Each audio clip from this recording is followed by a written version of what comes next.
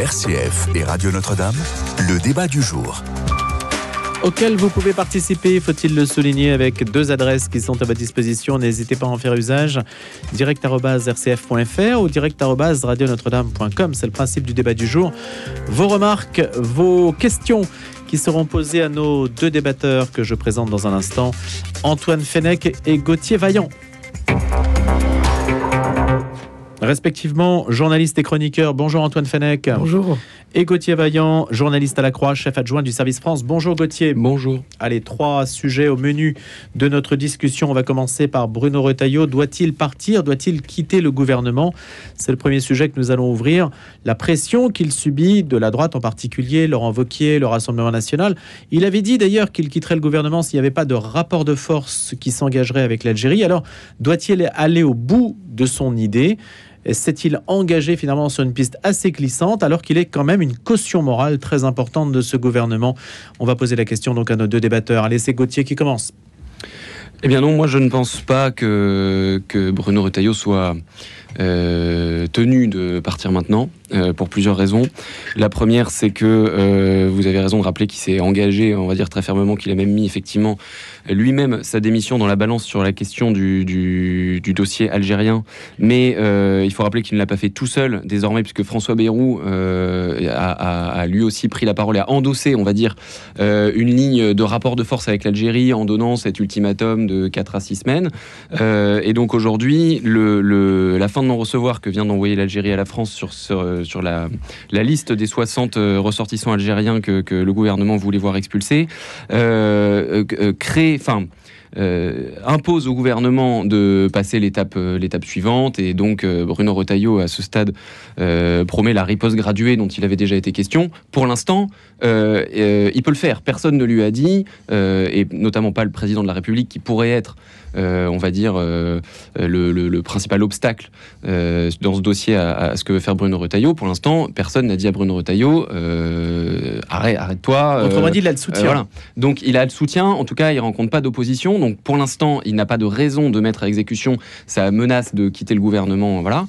La deuxième raison pour laquelle je ne pense pas qu'ils doivent partir, c'est que c'est trop tôt en fait. S'il veut pouvoir dire, avoir un bilan, s'il veut pouvoir dire qu'il n'est pas venu juste pour servir de caution morale, comme vous disiez, à ce gouvernement, et pouvoir dire qu'il a vraiment poussé un programme, des idées, etc., il faut qu'il puisse avoir au moins fait passer une loi. En l'occurrence, je pense la loi sur le narcotrafic qui commence à être examinée cette semaine à l'Assemblée sera une occasion. Il faut qu'il ait au moins ça. Et puis la dernière raison, c'est que les gens, vous l'avez dit, qui l'appellent à quitter le gouvernement, c'est-à-dire le camp de Laurent Wauquiez, son rival pour la présidence du parti, les Républicains, et le Rassemblement national, qui aussi le traite en rival, on va dire, sur une ligne sécuritaire, voilà, ce sont des gens qui sont évidemment animés d'intentions politiciennes même, on va dire, et donc il aurait tort de céder aux pressions de ces gens-là en particulier pour décider de son avenir.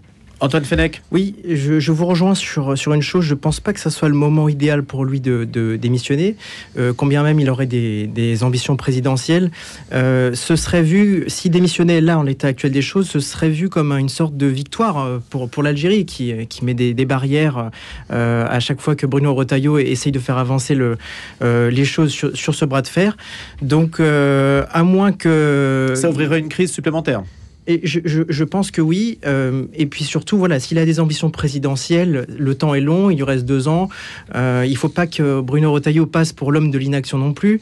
Il y a cette loi narcotrafic, ça pourrait lui permettre d'accrocher à son palmarès une première victoire, une première loi dans le marbre. Donc lui, il a tout intérêt pour l'instant à rester en poste et faire passer cette loi. Mais derrière, évidemment, c'est compliqué. Pourquoi ? Parce que il perd aussi en crédibilité à chaque fois que Emmanuel Macron repasse derrière lui en disant oui, l'immigration n'est pas une chance pour la France. Macron disait oui, c'est une chance.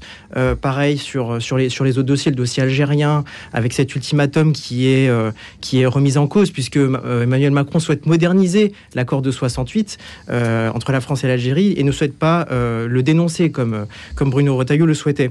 Et on a l'impression que voilà, à chaque fois que Bruno Retailleau tente quelque chose, il est stoppé. Là, on a vu récemment entre le hijab dans le sport, le voile à l'école, enfin le voile à l'université, pardon. Et en fait, voilà, il tente des choses. Pour l'instant, il est un petit peu freiné. Pour lui, s'il démissionne maintenant, ce serait vraiment comme si, voilà, c'est un aveu de faiblesse et ce serait quelque part un échec. Donc, il a tout intérêt à rester. Et surtout, encore une fois, ce que je disais tout à l'heure, c'est que si Bruno Retailleau démissionne, l'Algérie se contenterait, c'est comme si c'était une victoire pour eux. Et finalement, la stratégie derrière, peut-être pour l'Algérie, ce serait un peu de lâcher du lest un petit peu après cette potentielle démission de Bruno Retailleau. Et c'est lui qui passerait pour le grand perdant dans cette histoire. En disant oui, c'était lui le problème, c'était pas l'Algérie. Donc pour moi, c'est beaucoup trop tôt. Il faut qu'il reste en poste et il faut vraiment qu'il continue sur sa lancée. Pensez-vous, Gauthier Vaillant et Antoine Fenech, qu'il est l'otage du bloc central ? Gauthier Vaillant. Non, je pense pas. Et d'ailleurs, il y avait un dernier point qui méritait à mon avis d'être ajouté, c'est que ce qu'il faut pas oublier, c'est que pour Bruno Retailleau, en termes de politique intérieure, ça marche. C'est-à-dire que sa cote de popularité est quand même plutôt bonne, les sondages à son sujet sont bons, l'opinion pense que c'est plutôt un bon ministre de l'Intérieur. Donc en fait, quelque part, son calcul, sa stratégie d'avoir justement rejoint ce gouvernement de bloc central pour y être une espèce de force de l'intérieur qui pousse vers la droite, pour l'instant ça marche, il est identifié, il est un des hommes forts, un des poids lourds du gouvernement, qui fait l'actualité et qui fait parler de lui au sein d'un gouvernement où quand même il y a des masses d'inconnus dont vous n'entendez jamais parler. Donc, je ne pense pas qu'il soit l'otage du bloc central. Mais justement, il pourrait davantage peut-être faire valoir ses positions et peut-être pourquoi pas imposer son point de vue, puisque s'il s'en va, c'est un désaveu très fort aussi pour le bloc central qui se sert de son image, mine de rien. Moi, je pense que sur les sujets qui sont les siens, regardez le contenu de la loi sur le narcotrafic et jusqu'à maintenant, jusqu'à preuve du contraire, la manière dont les choses avancent sur le dossier algérien. Pas oublier que là, l'étape qui est devant nous, c'est la révocation de l'accord de 2007 qui facilite quand même les visites en France pour les détenteurs algériens de visas diplomatiques. Donc en fait, il a sur les sujets qui sont ses priorités et qui sont sa feuille de route de ministre de l'Intérieur, celle qui s'est donnée, les choses avancent quand même. Je pense, moi, qu'il arrive à imposer ses idées autant que possible. De toute façon, il n'y a pas de système, il n'y a pas de monde parfait en politique, il n'y a pas de satisfaction parfaite, il n'y a pas il n'y a pas d'application parfaite d'un programme. Donc je pense que quand même, il pèse très lourd dans ce gouvernement. Et aussi une chose, aujourd'hui, Bruno Retailleau, pour l'instant, est sur une bonne lancée. Vous venez de le dire, 36% dans les sondages, il est très haut. Il est ministre de l'Intérieur. On sait que Place Beauvau, c'est le tremplin idéal pour se présenter aux élections présidentielles. Donc pour l'instant, il est en poste. Actuellement, on l'a vu hier, la réponse graduée qui commence avec l'Algérie. Donc là, on commence avec l'exemption des passeports diplomatiques pour l'octroi de visa pour venir en France pour les dignitaires algériens. Jusqu'où ira-t-il ? Est-ce que Macron viendra freiner aussi cette ambition de bras de fer ? Et peut-être qu'il sera obligé tôt ou tard de démissionner si le dossier est complètement bloqué, si la loi narcotrafic est vidée de sa substance à l'Assemblée nationale, s'il y a des amendements qui sont déposés et finalement que cette loi n'ait plus d'intérêt. Donc il faut aussi juger en fait le pour et le contre pour lui de démissionner ou pas, à quel moment. Pour l'instant, à date, je pense qu'il peut encore continuer sur sa lancée. Jusqu'à quel point dérange-t-il ses adversaires, Laurent Wauquiez et Marine Le Pen ? Et il dérange ses adversaires parce que forcément, déjà, il est haut dans les sondages.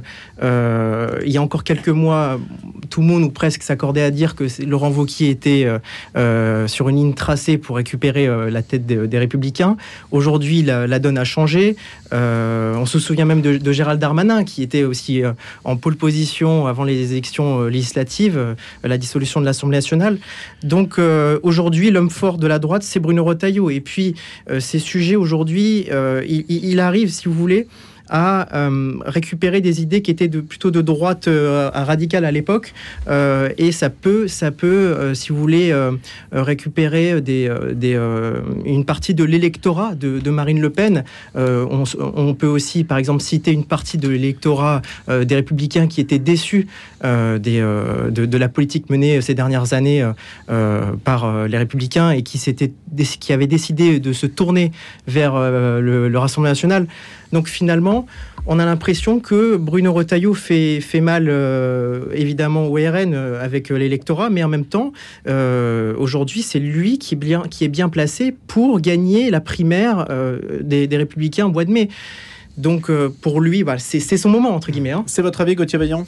Oui, je pense qu'il y a quelque chose qui est une réussite jusqu'à maintenant qui sourit à Bruno Retailleau, c'est qu'il réussit, et c'est assez fort d'avoir conservé ça en ayant rejoint ce gouvernement qui n'est pas de sa sensibilité. C'est qu'il réussit à conserver l'image qui s'est construite, une image d'authenticité très très forte, c'est-à-dire de quelqu'un qui est stable, constant dans ses convictions, on sait d'où il vient, qui aura sur le temps long de sa carrière politique toujours dit la même chose, défendu les mêmes idées. Justement, vous pouvez lire dans La Croix d'aujourd'hui un portrait croisé de ces deux ambitieux, on va dire, Bruno Retailleau et Laurent Wauquiez, et dans lequel on voit que c'est vrai que c'est un contraste qui aujourd'hui est vraiment à son avantage. Laurent Wauquiez apparaît comme quelqu'un de beaucoup plus plastique dans ses convictions, qui est avant tout au service d'une ambition, et qui a été plus changeant, qui a plus cette image un peu de hussard, qui va avoir des déclarations un peu plus, on va dire, dans le feu de l'action du moment. Bruno, qui a gardé longtemps de silence aussi. Voilà, qui en plus a cette image de quelqu'un qui a aussi un peu tergiversé. 2022, il allait y aller, pas y aller. Finalement, il y est pas allé. Certains dans son propre camp et ailleurs, on pensait qu'il s'était défilé. Bruno Retailleau, quelque part, aujourd'hui, peut dire, moi, vous voyez, j'ai eu une fenêtre pour quand même exercer les responsabilités, pour essayer de gouverner avec mes idées, je l'ai fait. Et s'il peut quitter avec au moins un bout de bilan le ministère de l'Intérieur, il aura ça pour lui, on va dire. Il pourra dire, j'y suis pas allé pour rien. Donc il y a cette image on va dire d'authenticité. L'authenticité en politique, c'est toujours un peu compliqué, mais je pense qu'il a cette image-là de constance qui fait qu'effectivement, je pense que oui, en ce moment, c'est lui l'homme fort de la droite, c'est sûr. Et en plus de ça, Bruno Retailleau, donc j'ai regardé un petit peu, j'ai fait mes calculs, en 2027, il aura 66 ans. Donc c'est un âge tout à fait correct, si j'ai envie de dire, pour se présenter à l'élection présidentielle. On se souvient de Mitterrand qui s'était présenté à 72 ans en 88, Chirac à 70 ans en 2002. Donc je pense qu'il est dans les standards pour y aller. Il a une constance, comme vous venez de dire. Et de l'autre côté, Laurent Wauquiez, on a l'impression qu'il agit vraiment en fonction des événements, du feu de l'action. Il n'y a pas de ligne droite continue. Sur certains sujets, on ne l'entend pas. Parfois, on ne l'entend pas pendant plusieurs mois d'affilée.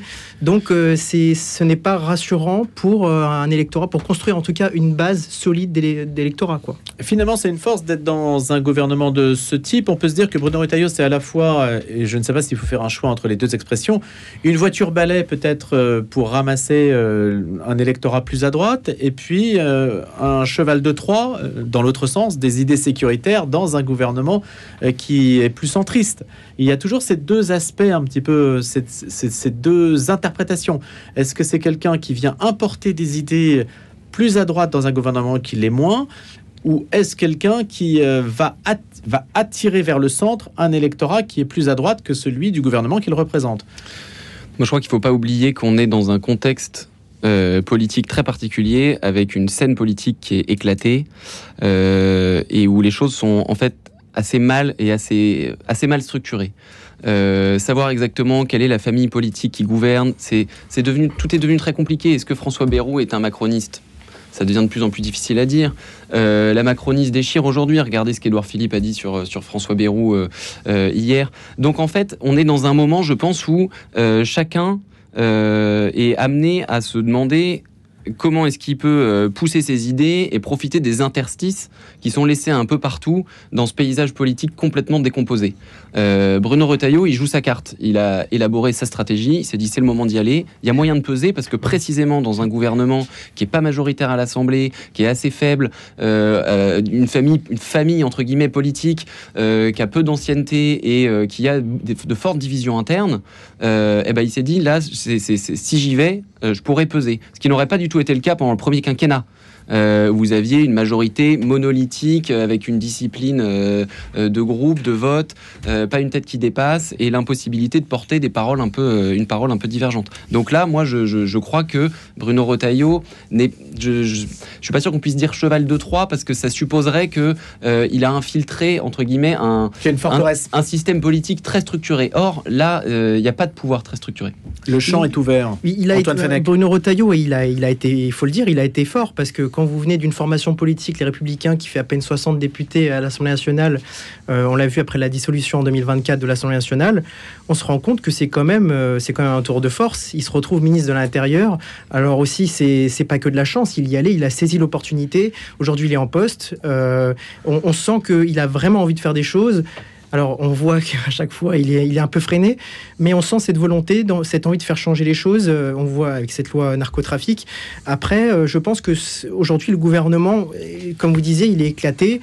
Il y a des forces politiques au sein même du même gouvernement, mais finalement, c'est à l'image de l'Assemblée nationale. Vous n'avez pas une force à l'Assemblée nationale qui se dégage, surtout depuis l'éclatement du Front populaire. On a vu avec ce budget qui a été voté, mais du coup, avec cette scission entre la France insoumise et le PS. Et donc, on retrouve en fait ce qui se passe à l'Assemblée nationale au sein du gouvernement. C'est la même chose. On a Bayrou et Retailleau qui sont plutôt sur la même ligne sur le dossier algérien avec l'ultimatum, on l'a vu, qui a été posé. Et de l'autre côté, on a des ministres, par exemple la ministre des Sports qui refuse le port du voile, qui aimerait accepter le port du voile dans le sport. Donc voilà, il y a des dissensions dans le même gouvernement. Je pense que finalement, ça profite aussi un petit peu à Macron parce qu'il est un petit peu au-dessus de tout ça, il gagne du temps, il fait planer le doute. Est-ce que je vais remplacer ce ministre-là par un autre ministre ? Je suis en dehors de l'arène politique et finalement, c'est plutôt les ministres qui prennent les coups. Qu'est-ce que ça dit de l'avenir des Républicains, des LR ? Est-ce qu'aujourd'hui, ils profitent d'une situation qui est plus éclatée pour se refaire éventuellement, ou est-ce que ça reste indéchiffrable et finalement, comme beaucoup de positionnements politiques aujourd'hui, on a du mal à se repérer ? Gauthier Vaillant. Moi, je pense que ça reste prématuré, trop tôt pour répondre avec un peu de certitude à cette question. Est-ce que les LR vont se reconstruire ? Tout dépend en fait d'à quel point un espace va se rouvrir pour un parti, un candidat de droite classique à l'avenir sur la scène politique nationale. C'est-à-dire la question, c'est qu'est-ce qui va advenir de la Macronie au sens large une fois que on touchera vraiment à la fin du règne d'Emmanuel Macron. Est-ce qu'Édouard Philippe va réussir à s'imposer ? Si oui, alors il y aura quand même une rivalité sérieuse entre lui et LR. Si c'est une aile plutôt gauche de la Macronie qui s'impose comme les héritiers d'Emmanuel Macron, la donne sera différente. Je pense qu'aujourd'hui, on est quand même encore dans un moment de décomposition, recomposition très fort. C'est trop tôt pour le dire et Bruno Retailleau ne pourra pas à lui tout seul en fait faire le destin de la droite. Réaction rapide, oui. Antoine Fenech. Pendant des années, donc sous le premier mandat d'Emmanuel Macron, personne, ou en tout cas peu de gens, pouvaient vraiment faire la distinction entre les Républicains et la République En Marche à l'époque de chez Macron. Et aujourd'hui, on a l'impression qu'il y a une envie, puisque là on arrive bientôt à la fin de l'ère Macron, une envie des Républicains de pouvoir se réaffirmer. Après, est-ce que c'est un petit peu trop tard ? L'avenir nous le dira. On laisse la question en suspens. On va écouter les infos de Cécile Mérieux à 9h30. On se retrouve juste après autour de LFI et de l'affiche sur Cyril Hanouna. A tout de suite avec Antoine Fenech et Gauthier Vaillant.